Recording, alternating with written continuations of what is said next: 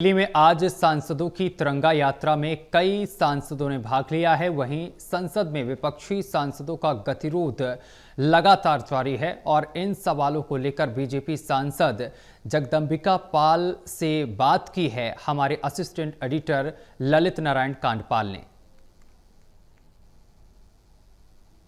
राजधानी दिल्ली में आज सांसदों की तिरंगा यात्रा हुई है, वहीं दूसरी तरफ संसद में जो है गतिरोध जारी है। मेरे साथ बात करने के लिए मौजूद हैं भारतीय जनता पार्टी के सीनियर नेता जगदंबिका पाल साहब।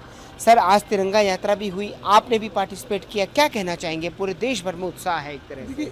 ऑपरेशन सिंदूर के बाद भारत की सेना के शौर्य और पराक्रम से जो पूरे विश्व को संदेश गया, जिस तरह से भारत की सेना ने टारगेटेड 9 जगहों पे सीमा के अंदर पाकिस्तान में घुस करके, और चाहे जैसे मोहम्मद हो, लश्कर तोयबा हो, हिजबुल मुजाहिदीन के हेडक्वार्टर्स को निस्नाबूद कर दिया, तो आज का तो तिरंगा यात्रा का एक उत्साह ही अलग था। ऊर्जा लगता था जैसे 15 अगस्त 1947 का मंजर है।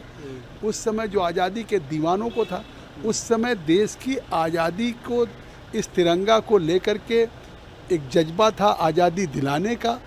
और आज का इस तिरंगा यात्रा जो सांसद लोगों का था, इसको लेके चलने का था कि अब आज़ादी को सुरक्षित रखने का। और आज की तिरंगा यात्रा से पूरे विश्व को संदेश गया। लेकिन आज भी इस तिरंगा यात्रा में सभी सांसद को बुलाया गया था, लेकिन विपक्ष के सांसद नहीं आए। वो लोकसभा के सामने प्रदर्शन कर रहे हैं। लोकसभा का सत्र चल रहा हो तो उनको सत्र में भाग लेना चाहिए, न कि प्रदर्शन करना चाहिए।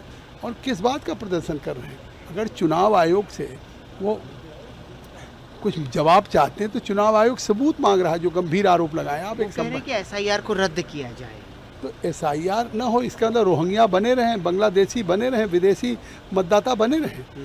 किसी देश में उस देश के नागरिक को वोट देने का अधिकार है, न कि विदेशी को।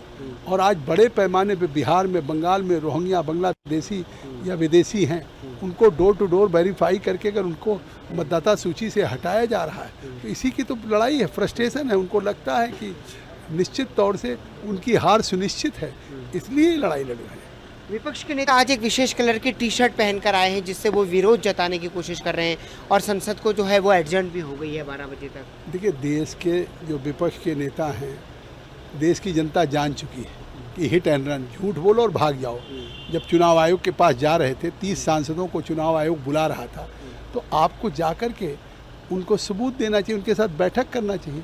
तो आप उस सबूत और बैठक करने के बजाय आप सड़क पर बैठ गए। सदन चलने देने के बजाय आप सदन को बाधित कर रहे हैं। सदन को चलने दें, जहाँ पे कानून बनाना है, जहाँ पे जनता की समस्याओं की चर्चा करने का विषय है।